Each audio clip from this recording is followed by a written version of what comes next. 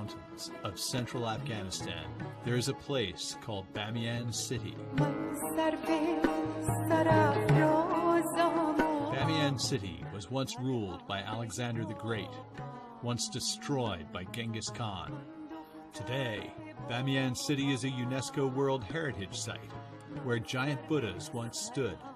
It's also a city that until recently lived in darkness. At the night we can't study our lessons because we don't have any more electricity, and just we study during the day. This is Bamiyan, the capital city of the Hazara people. The Hazara are a modern people. They have cell phones, computers, the internet. They even have a small university. But until recently, what the Hazara did not have was a power grid. So they had to use portable generators, small solar panels, and car batteries to power their lives. Just I have one small battery. I charge by this car.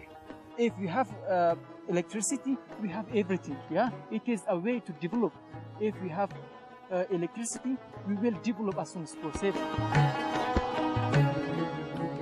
Central Afghanistan is a tough place to build infrastructure. But today, Bamiyan does have power. In 2013, Sustainable Energy Services International, or CESI, finished the Bamiyan Renewable Energy Project, funded by the New Zealand government.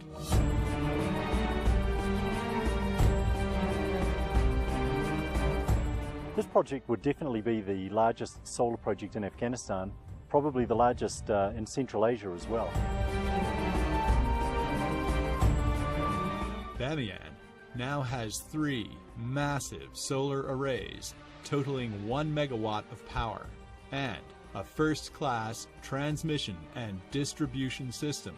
The New Zealand government was trying to achieve economic growth and social development through the provision of energy. A self-sustaining, Western-style, profitable utility was needed.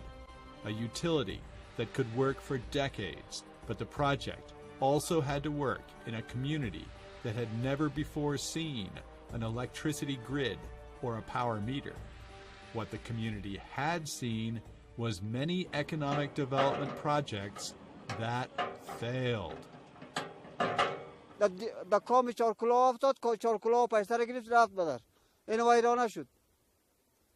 The Hazara are so fed up with failure that when the Bamiyan Renewable Energy Project came along, they reacted with cynicism and distrust. مثلا امی بیتریایی که اینا آوردن نه خیا یک تن وزن نشسته کلانه دیگه 2 میلی گرم جین باکسایی که اینا آوردن اگر امی یک وقت 1 سال بعد 2 سال بعد بسوزه خراب شود تضمین ازی کی است که باز دوباره اینا را آباد کنن. Worldwide, economic development projects often fail because of poor financial planning, shoddy materials, bad engineering, or a lack of community outreach. The Bamiyan Renewable Energy Project seeks to avoid the commonly made mistakes in development projects or infrastructure projects. To avoid those mistakes, the project relies on market capitalism, supply and demand. Bamiyan's electricity supply came from small generators, so energy prices were among the highest in the world. The communities, however, are unaware that the electricity rates are that high because they don't meter anything. By introducing a grid and electricity meters, prices could be slashed, generating enough consumer demand to support the utility. At the same time, a series of meetings were set up with local leaders to explain the project and gain their support. But the locals had a message of their own. مهمترین چیز در این پروژه مهمترین چیز برای ما این است که این پروژه به یک کیفیت خوب بالا به شکل استاندارد و تکنیکیش ساخته شود و به یک قیمت نازل عرضه شود.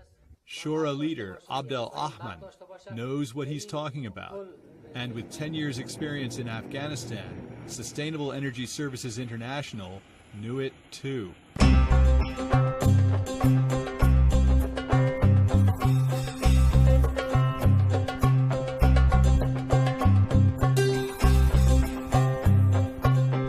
So this project opted for a Western standard tensile concrete pole that's designed to last for many, many years. In fact, all the materials, all the fittings, meet Western capacity and safety standards. That means connecting to a future national power grid will be easy. For example, the poles are all the same height, the conductors are the right size, the voltages are all the same. These communities can all be connected together without difficulty. So how do you build something like that in the Central Highlands of Afghanistan? I mean, I know it looks impressive, but really it's we find it relatively straightforward to do the construction. But the logistics, moving material from Japan, Germany, the United States, New Zealand, bringing it through Pakistan, through all of the mountains and passes to get it to Bamiyan, that is a challenge. Given the logistical challenges, the project took about 16 months. But now that it's over, CC is still there, training local engineers. There needs to be a clear pathway for capacity building and training for the owners and operators.